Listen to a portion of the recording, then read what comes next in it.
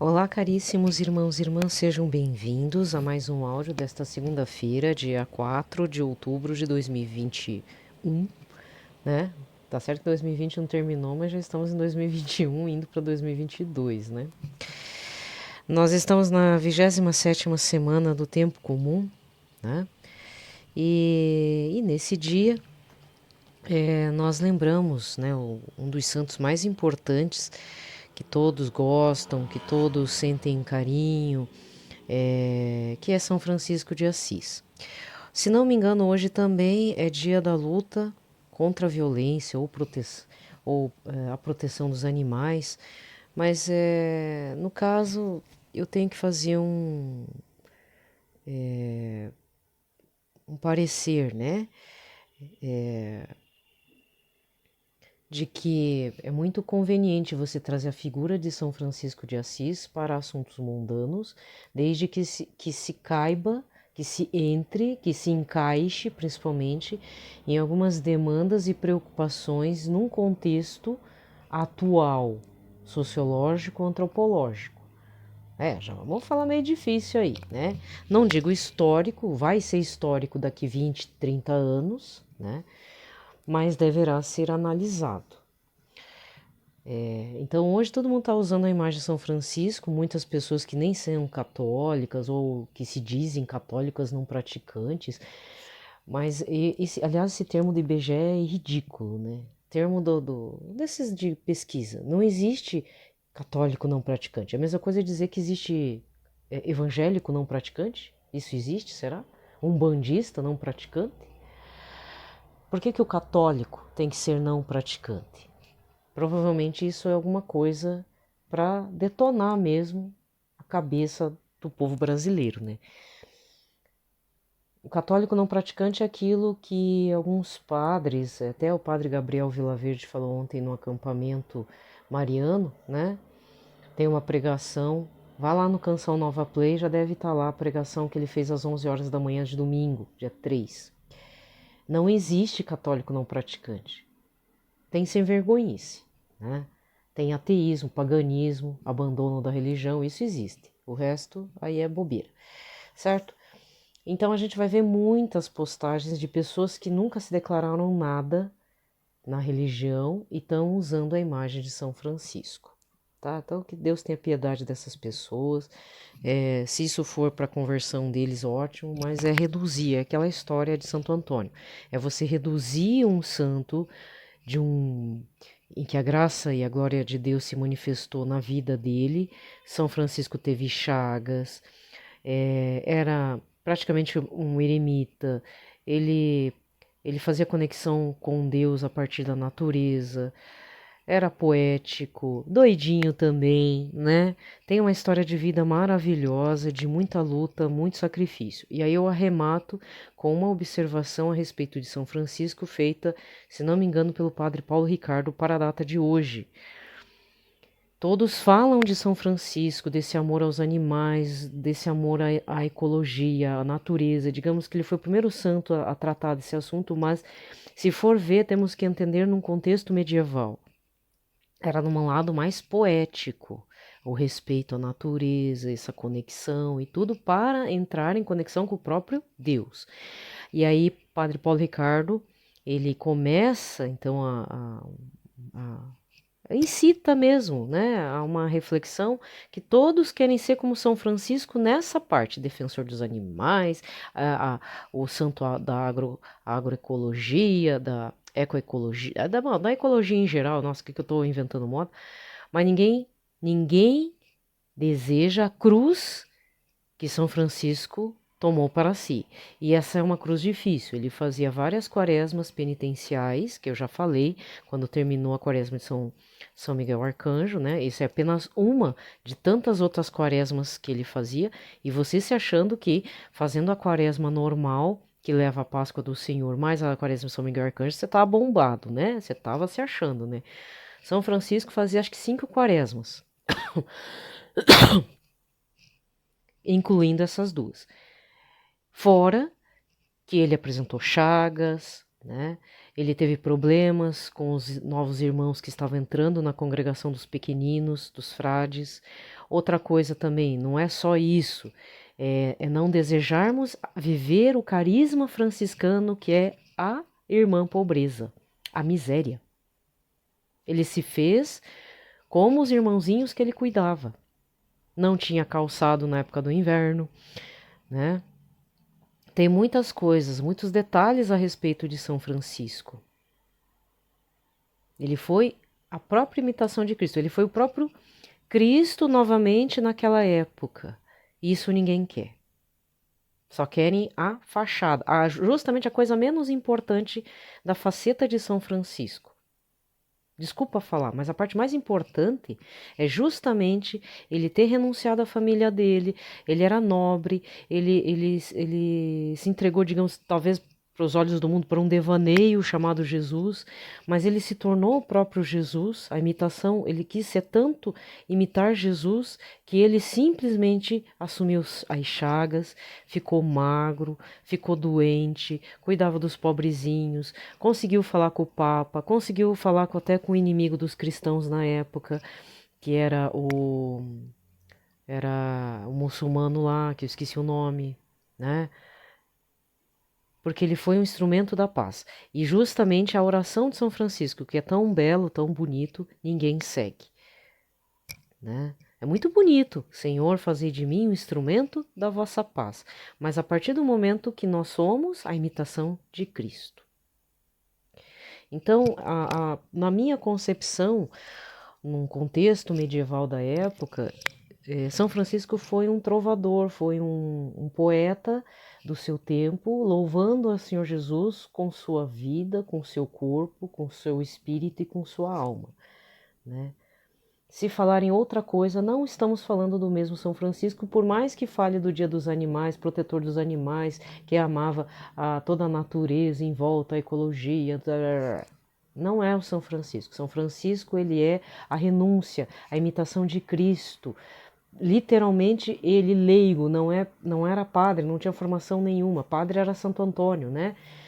Que serviu como, digamos, é o teólogo mesmo, era o bispo de São Francisco, era o formador dos irmãos franciscanos, Santo Antônio da mesma época que São Francisco, e olha só, né, dois santos de grande magnitude para a época, certo? Então é só essa questão, todos querem ter essa faceta bem secundária, para não dizer terciária de São Francisco, mas ninguém quer assumir a irmã miséria, as santas chagas, a grande imitação de Cristo, e se entregando inteiramente a Jesus, né? Fazendo devoções a Nossa Senhora, ao Espírito Santo, tendo visões na graça de Deus, com a glória de Deus. E fora palavras que ele falava, né? Que o amor nunca foi amado, Jesus nunca foi amado. Isso ninguém tem coragem de falar aos quatro ventos. Certo? Então, fica aqui a reflexão para o dia de hoje. Estou atrasada com o áudio? Um pouco eu estou sim. Estou gravando na própria segunda-feira, mas eu acho que foi até bom, porque aí eu verifiquei algumas coisas aqui nas redes sociais, e esses são pontos importantes, né, que eu quis trazer para vocês, né? Tá certo que é a partir de outros padres, né? Mas fica também o convite, se você perdeu o acampamento da Canção Nova na TV, na rádio, esse fim de semana, busque no Canção Nova Play todas as pregações disponíveis para você ver o que aconteceu nesse fim de semana lá em Cachoeira Paulista, tá bom? Vamos lá. Pelo sinal da Santa Cruz, livrai-nos Deus Nosso Senhor de todos os nossos inimigos, em nome do Pai, do Filho e do Espírito Santo. Amém. Muito bem, vamos iniciar fazendo então uma oração ao anjo da guarda do Brasil, que eu fiquei, né, de fazer sempre, até por volta do dia 15 de novembro, né, para a gente tá pedindo mesmo, fazendo essa, como diz, vamos voltar às origens, né, pedirmos para que o anjo da guarda do Brasil nos proteja, assim como o anjo da guarda de Portugal fez revelações, antes, foi, digamos assim, o mensageiro antes de Nossa Senhora de Fátima, né? Até tem uma notícia a respeito, antes de entrarmos na oração. Porque assim, não deu para ver todo o vídeo, mas alguém gravou um vídeo de um bispo da região onde teve a aparição de Nossa Senhora das Graças, lá no, não sei se na Bahia, é aquele do livro de uma jornalista. Nossa, agora esqueci até o nome do livro. Ai, é uma das aparições de Nossa Senhora das Graças, tá? Teve. Ai, cadê o livro, né? Esqueci o nome da jornalista, esqueci o nome. Deixa eu ver se eu pego aqui, peraí. Achei. O Diário do Silêncio, tá? É a aparição relacionada a Nossa Senhora das Graças, tá? Deixa eu ver aqui onde é que foi. Produzida por Ana Lígia Lira, certo? A irmã Adélia, que é a vidente, ela já faleceu, mas essa jornalista teve acesso a ela. Eu tô, na verdade, esse foi em Simbres, isso. Essa é em Simbres. Eu não sou da região Nordeste, gente, mas você deve saber onde é que fica Simbres, né? Então, tem um bispo dessa região, que abrange essa região, que diz que vai abrir um processo para que o Vaticano possa fazer o estudo para ver se essa aparição é real, porque tem ganhado força nos últimos tempos, graças a Deus. Porque esse livro da Ana Lígia Lira, eu tenho, é uma edição comemorativa do ano 2017. Eu lembro que ela fez uma vaquinha, como é que se diz? É uma coisa, não, como é que é? Não é coworking, tem um outro termo lá, financiamento, né? É um financiamento. Então, primeiro eu paguei pelo livro, ela viu quantas pessoas eram, aí ela produziu o livro, eu sei que demorou acho que uns 5 meses para chegar na minha casa. Então, essa edição aqui é diferente da Eclésia, se não me engano, a editora Eclésia está editando o Diário do Silêncio, então eu vou ver se até compro direto com a Eclésia ou numa outra livraria, porque é muito interessante essa história. Primeira pessoa que falou sobre as aparições de Nossa Senhora das Graças em Simbres foi o padre Paulo Ricardo, que tem um vídeo, ou se não é um vídeo, é lá no blog um artigo, tá? E eu corri atrás. E essa jornalista já tinha publicado, mas ficou esgotado na primeira editora. Ela produziu por conta própria, e depois ela recebeu o convite de uma grande editora católica e ela produziu por lá, graças ao bom Deus. Por conta disso, outros padres começaram a falar sobre as aparições, então aí eu cito o padre Gabriel Vilaverde, que ele cita bastante, tá? E eu sempre reafirmo, meu irmão, minha irmã, se você não conhece, você tem que conhecer essa história, porque é muito bacana, é muito legal, tá? Foi uma visão direcionada a duas meninas. Uma delas acabou se tornando freira, mas como a irmã Lúcia de Fátima, das aparições de Fátima, ela sofreu, penou muito para poder entrar numa congregação, sabe? Teve um percalço difícil, mas conseguiu. A outra moça, a outra vidente, ela não assumiu nenhuma vocação religiosa, literalmente se perdeu na vida. Eu sei que ela morreu cedo, tá? Então, caríssimos, como vou dizer, fica um aviso, né? Você vai ter que conhecer essa história no livro, mas isso é uma coisa que me puxou muito, porque como eu tenho uma experiência com Nossa Senhora desde criança, eu sou pecadora, né, vocês sabem, às vezes eu tenho uns pitidos, um surto aqui, às vezes eu sumo, às vezes eu, sabe, faço tudo errado, tem época assim que os áudios saem um horror, mas eu penso assim, eu prefiro fazer o seguimento mesmo errando, pecando, depois eu vou lá, peço perdão, né? Não que passar pano, não é isso. Não quero que passe pano, não quero que Jesus passe pano. Eu quero me arrepender e reparar. Mas de qualquer forma, querido, querida, se você foi chamado um dia por Nossa Senhora, teve um encontro com Jesus, você fez uma caminhada, desistiu por vários motivos, tem que assumir uma coisa aí que eu já li no Facebook e eu tomei para minha vida mesmo. Se for para desistir, desista de ser fraco, sabe? Não desista de Deus, desistir de uma missão. Não que essa missão que eu faço, eu já falei, essa missão aqui para mim, gente, não é custosa, não custa para mim por enquanto. Às vezes o que me dói é, às vezes eu tô atrasada de fazer, aí deixo todo mundo preocupado. Então, por isso que eu falo, não se preocupem. A mesma atrasada eu vou estar postando. Passou de 5 dias é aquilo que eu falei. Passou de 5 dias, ou eu não tenho internet, ou eu morri, ou eu tô doente, né? Eu tô acamada, eu tô mal, não consigo gravar. E mesmo assim, se eu tiver acamada e tiver internet, eu faço um áudio, digo, ó, gente, eu tô atrasada aí, mas eu tô passando por dificuldades. Aguarda mais um pouquinho que eu já retomo, entendeu? Entende? E digamos assim, passou de 10 dias, então é porque eu morri. Se o negócio ficar abandonado, certo? Aí reza pela minha alma, né? Entendeu? Mas mesmo assim, gente, mesmo que eu morra, outra pessoa vai assumir o meu lugar. Assim foi com todos os outros profetas do Antigo Testamento. E infelizmente digo isso para você que também tem canal no YouTube. Se acontecer alguma coisa com o seu canal, sumir, outra pessoa vai assumir, porque a graça de Deus não vai permitir o anúncio do Senhor Jesus. Graças a Deus, louvado seja, né? Mas o que eu digo é, a partir desse exemplo do que aconteceu com uma das videntes que largou mão devido à pressão social da época, chamaram ela de louca, que estava mentindo. A outra menina, você acha que não passou por problema? Não eram irmãs, eram amigas.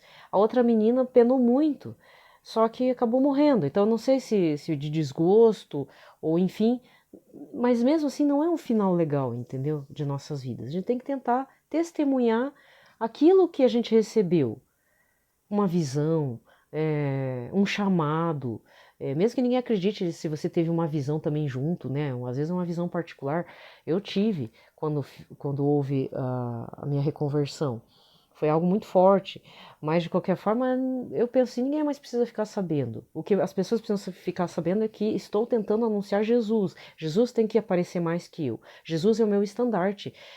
Praticamente, digamos assim, não meu vestido de carnaval, sabe aquelas coisas carnavalescas do Rio de Janeiro? Não, não é isso. Jesus tem que aparecer mais do que eu. Eu tenho que ser uma base firme, nem que seja pequena, sabe?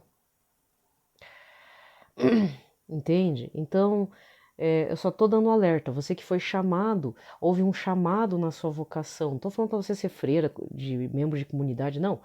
Mas houve um chamado. Pelo menos você tem que voltar para a Igreja Católica e estar lá, com todos os problemas, nem que você passe raiva, que você seja o excluído, que nem o padre vá com a tua cara.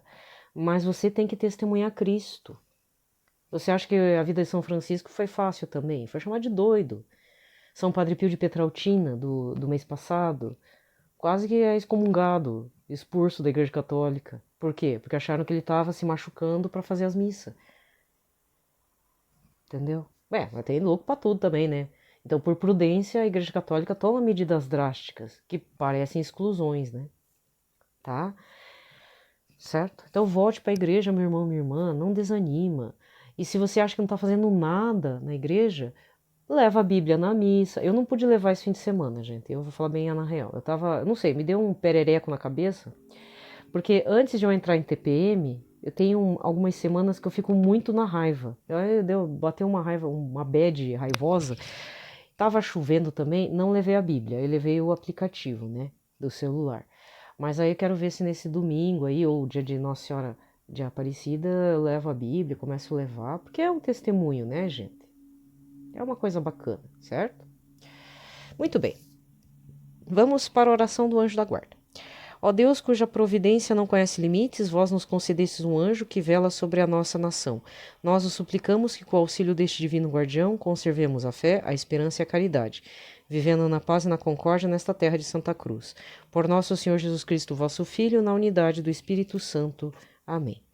Agora vamos fazer uma oração a São José, um Pai Nosso, uma Ave Maria, um Glória ao Pai, para o Papa Francisco, Papa Emérito Bento XVI. Lembrai-vos, ó Puríssimo Esposo de Maria Virgem, ó meu doce protetor São José, que jamais se ouviu dizer que alguém tivesse invocado vossa proteção, implorado vosso socorro e não fosse por vós consolado. Com esta confiança venho à vossa presença e a vós fervorosamente me recomendo. Não desprezeis a minha súplica, ó Pai adotivo do Redentor, mas dignai-vos acolhê-la piedosamente. Amém. São José, modelo e padroeiro dos devotos dos Sagrados Corações, Jesus e de Maria, rogai por nós.